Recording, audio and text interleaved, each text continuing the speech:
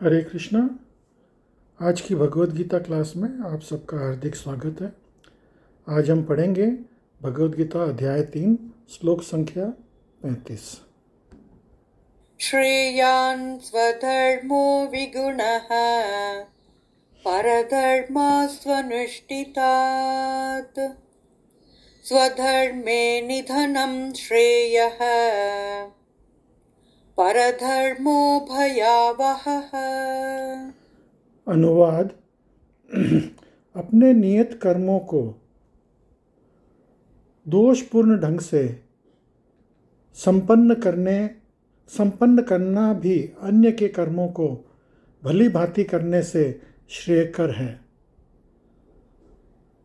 स्वकर्मों को करते हुए मरना पराये कर्मों में प्रवृत्त होने की अपेक्षा श्रेष्ठतर है, क्योंकि अन्य किसी के मार्ग का अनुसरण भयावह होता है।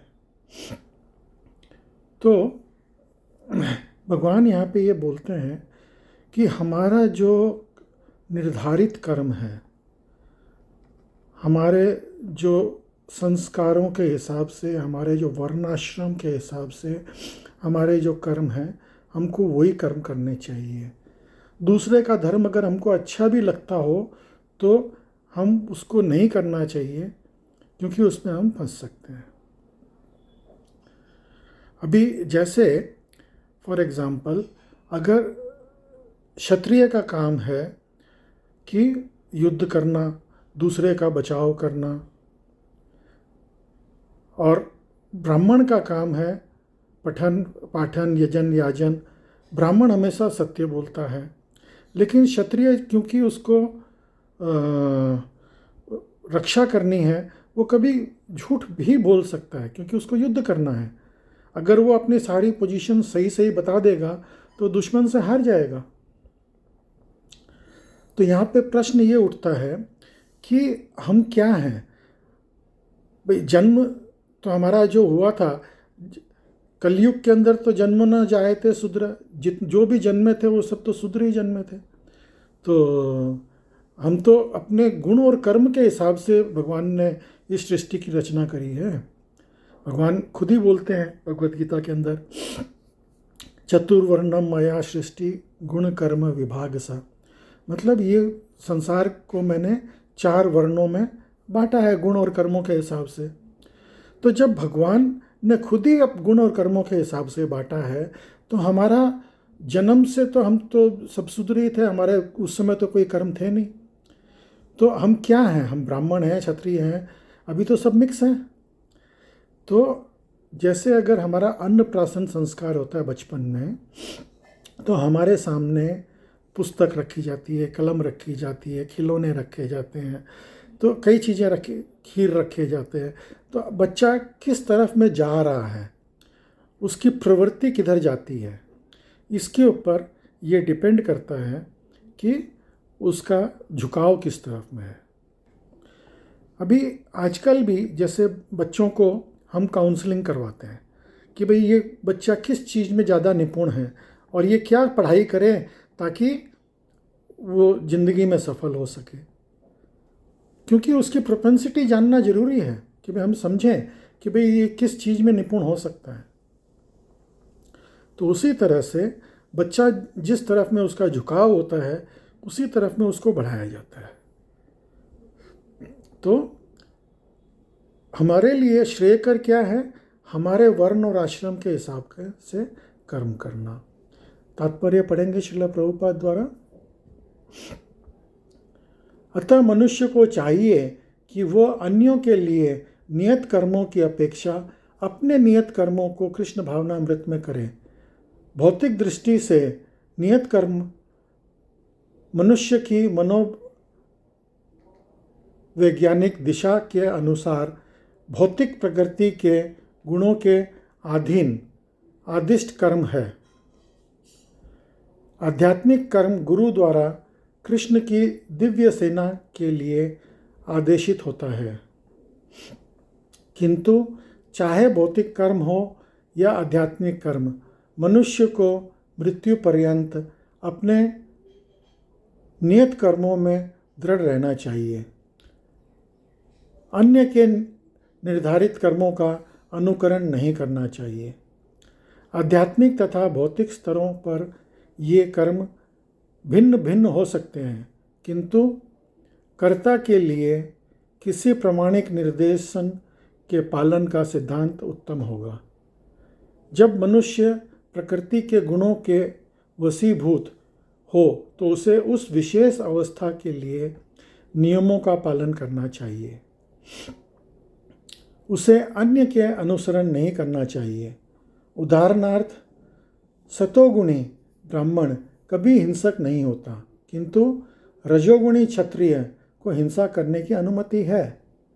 इस तरह क्षत्रिय के लिए हिंसा के नियमों का पालन करते हुए विनिष्ठ होना जितना श्रेयकर है, उतना अहिंसा के नियमों का पालन करने वाले ब्राह्मण का अनुकरण नहीं। अब ऐसा कहा गया है कि अगर क्षत्रिय जो है युद्ध भूमि में युद्ध करते हुए अगर मारा जाए तो उसको स्वर्ग की प्राप्ति होती है, लेकिन अगर वो अपना कर्म छोड़ करके ब्राह्मण का कर्म करने लग जाए तो उसको स्वर्ग की प्राप्ति नहीं होगी। उसको युद्ध करना है, युद्ध करना उसका निहित कर्म है। यही भगवान अर्जुन को समझाते हैं। हर व्यक्ति को एकाएक नहीं अपितु क्रमश अपने हृदय के स्वच्छ बनाना चाहिए, किंतु जब मनुष्य प्रकृति के गुणों को लांघ कर कृष्ण भावनामृत में पूर्णतया लीन हो जाता है तो वह प्रमाणिक गुरु के निर्देशन में सब कुछ कर सकता है। कृष्ण भावनामृत की पूर्ण स्थिति में एक क्षत्रिय ब्राह्मण की तरह और ब्राह्मण क्षत्रिय की तरह कर्म कर सकता है। दिव्य अवस्था में भौतिक जगत में भेदभाव नहीं रह जाता। तो जब हम ये तीनों गुणों के परे जब शुद्ध सत्व में आ जाते हैं, जब हम भक्ति में आ जाते हैं, तो हम कोई भी कर्म कर सकते हैं। उसके बाद में क्षत्रिय जो है वो ब्राह्मण का भी कर्म कर सकता है, लेकिन उसके लिए हमको भक्ति में पूर्णतया रूप से आना जरूरी है। कृष्ण भावना व्रत की पूर्ण स्थिति में एक क्षत्रिय ब्राह्मण की तरह और ब्राह्मण क्षत्रिय की तरह कर्म कर सकता है। दिव्य व्यवस्था में भौतिक जगत में भेदभाव नहीं रह जाता। उदाहरणार्थ, विश्वामित्र मूलतः क्षत्रिय थे, किंतु बाद में वे ब्राह्मण हो गए। इस प्रकार परशुराम पहले ब्राह्मण थे, किंतु बाद में वे क्षत्रिय बन गए। ब्रह्म में स्थित होने के कारण ही वह ऐसा कर सके, किंतु जब तक कोई भौतिक स्तर पर रहता है उसे प्रकृति के गुणों के अनुसार अपने कर्म करने चाहिए। साथ ही उसे कृष्ण भावनामृत का पूरा बोध होना चाहिए।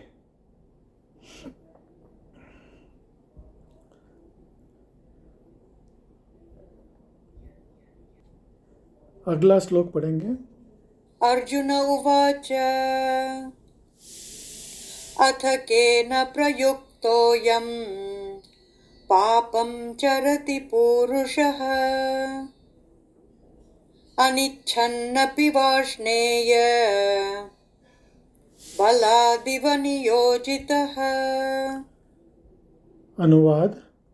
अर्जुन ने कहा, हे वृष्णिवंशी, मनुष्य न चाहते हुए भी पाप कर्मों के लिए प्रेरित क्यों होता है? ऐसा लगता है कि उसे बलपूर्वक उसमें लगाया जा रहा है। तो कभी कभी ऐसा फील होता है कि हमको ज़बरदस्ती धकेला जा रहा है इस पाप कर्म करने में। यही अर्जुन अपना डाउट क्लियर करता है कि भाई हमको ऐसा क्यों लगता है। जब हम ये बोलते हैं कि एक पत्ता भी जो है भगवान की मर्जी के बिना नहीं हिल सकता, तो क्या ये पाप कर्म भगवान हमसे करवा रहे हैं? नहीं, हमको एक माइन्यूट इंडिपेंडेंस दिया गया है, सूक्ष्म इंडिपेंडेंस। वो क्या है? भाई हम चाहें तो मंदिर की तरफ जा सकते हैं, हम चाहें तो क्लब की तरफ जा सकते हैं। हमारे को ये इंडिपेंडेंस है कि हम कहाँ जाएं। भगवान हमको इसके लिए फोर्स नहीं करते। हमको इतनी स्वतंत्रता भगवान ने दी है। अब हमको डिसाइड करना है कि हमको भक्ति में लगना है या हमको संसार में लगना है। तात्पर्य पढ़ेंगे श्रील प्रभुपाद द्वारा। जीवात्मा परमेश्वर का अंश होने के कारण मूलतः आध्यात्मिक, शुद्ध एवं समस्त भौतिक कल्मशों से मुक्त रहता है। फलत स्वभाव से वह भौतिक जगत के पापों में प्रवृत्त नहीं होता, किंतु जब वो माया के संसर्ग में आता है तो वो बिना झिझक के और कभी कभी इच्छा के विरुद्ध भी अनेक प्रकार के पाप कर्म करता है। अतः कृष्ण से अर्जुन का प्रश्न अत्यंत प्रत्साहपूर्ण है कि जीवन की प्रकृति विकृत क्यों हो जाती है। यद्यपि कभी कभी जीव कोई पाप नहीं करना चाहता, किंतु उसे ऐसा करने के लिए बाध्य होना पड़ता है, किंतु ये पाप कर्म अंतर्यामी परमात्मा द्वारा प्रेरित नहीं होते, अपितु अन्य कारणों से होते हैं, जैसे कि भगवान अगले श्लोक में बताते हैं। तो हमको जो ये माइन्यूट इंडिपेंडेंस दिया गया है, तो इसमें भगवान बताते हैं कि भाई तुम इसके अंदर अपना फ्री विल, अपना जो मत है वो यूज़ कर सकते हो, और मैं उसकी छूट तुम्हें देता हूँ। इसके बारे में भगवान अगले श्लोक में बताएंगे।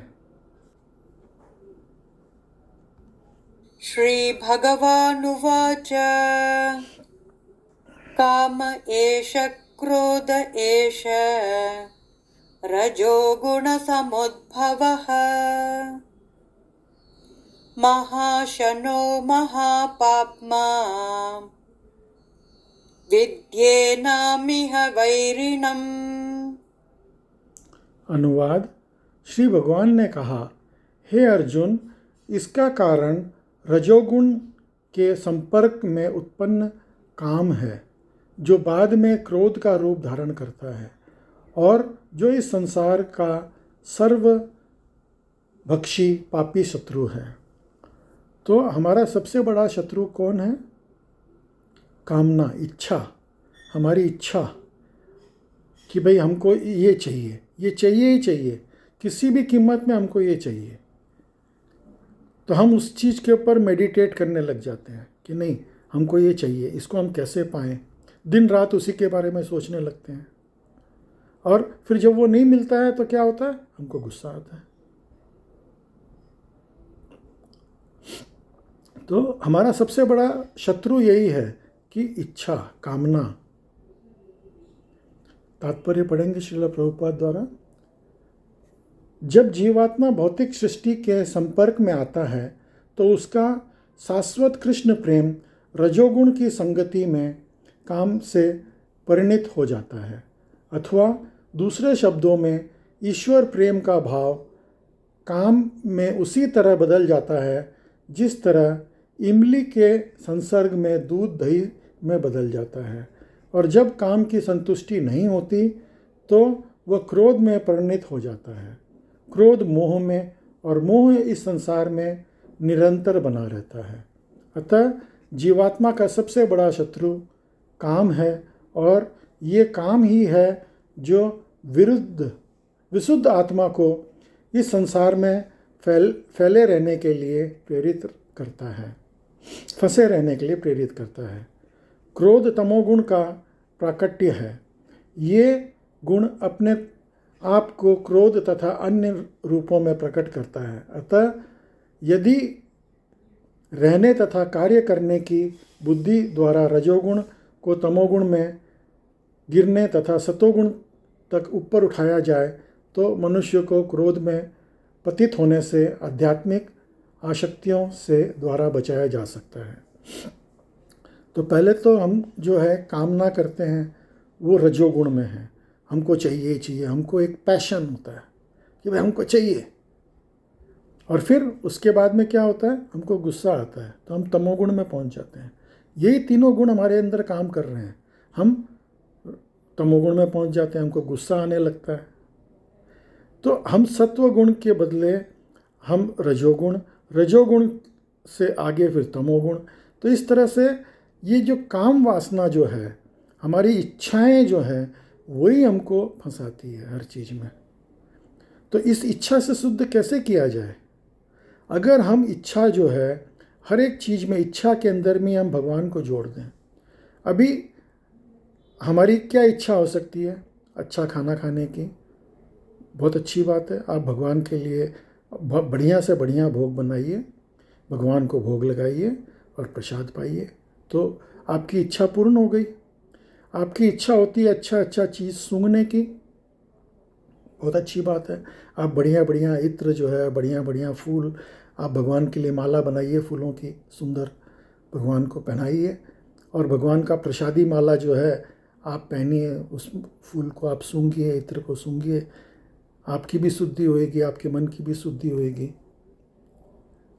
आपको अच्छी अच्छी चीज़ देखने का मन करता है, तो भगवान से ज़्यादा सुंदर और क्या है? आप भगवान का दर्शन करिए, भगवान का अच्छा अच्छा श्रृंगार करिए,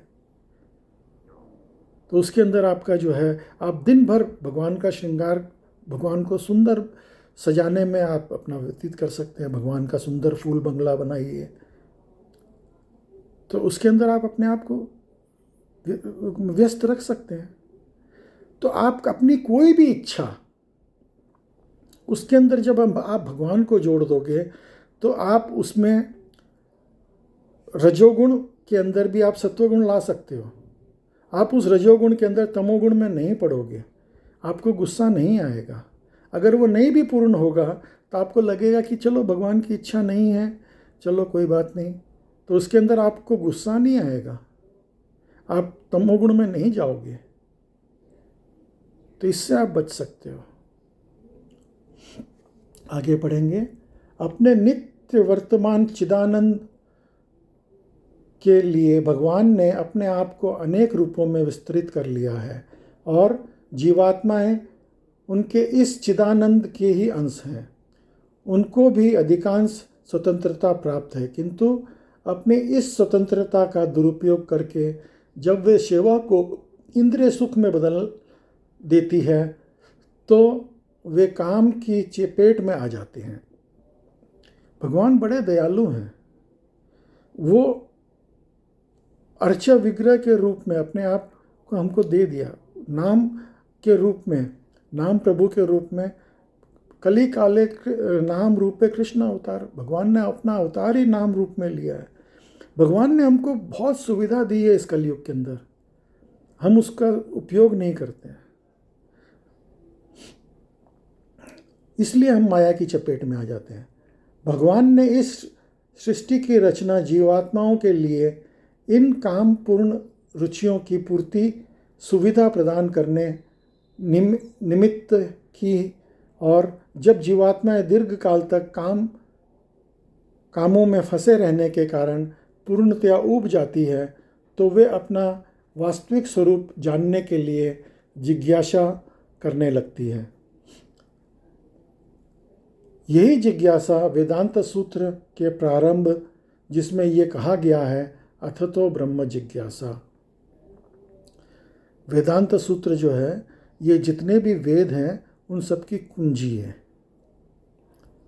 मतलब सारे वेदों का एक निचोड़। जैसे हम एग्ज़ाम देते हैं तो हमको शॉर्ट नोट्स कुंजी मिलती है, तो ये कुंजी जो है, ये वेदों की कुंजी है वेदांत सूत्र।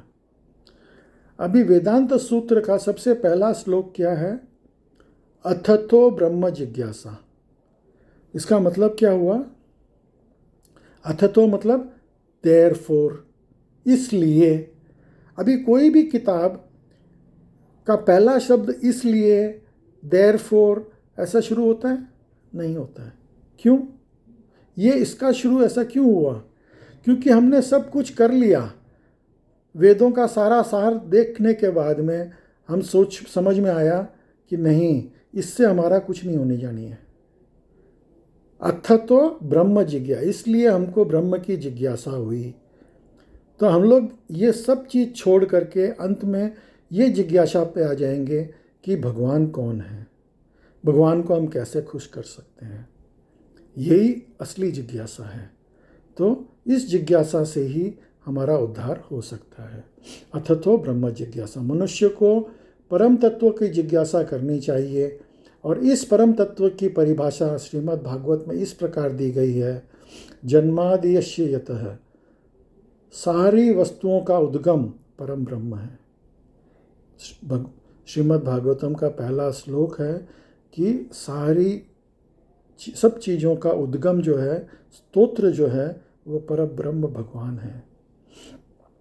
अतः काम का उद्गम भी परम ब्रह्म से ही हुआ है।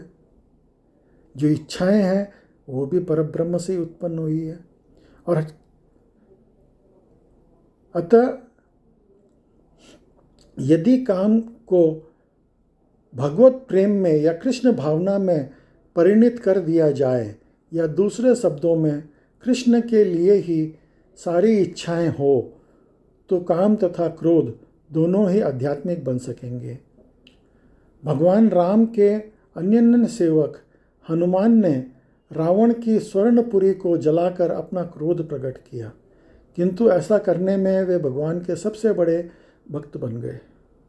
आप अपना क्रोध को भी आप भगवान की सेवा में लगा सकते हो। जैसे हनुमान जी ने लंका को जला करके अपना क्रोध प्रकट किया और वो भी भगवान की सेवा में लगा दिया। अपना काम, क्रोध, मद, लोभ, हर चीज को आप भगवान की सेवा में लगा सकते हो, हर चीज को, और उससे आप भगवान के सबसे बड़े भक्त बन जाओगे। यहाँ पर श्री कृष्ण अर्जुन को प्रेरित करते हैं कि वे शत्रुओं पर अपना क्रोध भगवान को प्रसन्न करने के लिए दिखाएं। अतः काम तथा क्रोध कृष्ण भावनामृत में प्रत्युक्त होने पर हमारे शत्रु न रहकर मित्र बन जाते हैं। तो जो अगर हम उनको भगवान की सेवा में लगाते हैं तो ये सब हमारे सहायक, हमारे मित्र बन जाते हैं और हमको रजोगुण से तमोगुण की तरफ ले जाने के बदले हमको सत्वगुण और शुद्ध सत्व की तरफ, भक्ति की तरफ ले जाते हैं। तो हमको करना कुछ नहीं है, वही काम करना है, लेकिन उसमें भगवान को जोड़ना है। हर चीज़ में असली चीज़ यही है, असली तरीका, हर चीज़ का जीने का असली तरीका है उसमें भगवान को जोड़ना। और यही भगवद गीता का मेन सीख है। जिस दिन हम ये समझ जाएंगे कि हर चीज़ में भगवान को जोड़ना है, उस दिन हमारा जीवन सफल हो जाएगा। तो आज की क्लास में आप सब सम्मिलित हुए, उसके लिए बहुत बहुत धन्यवाद। हरे कृष्णा।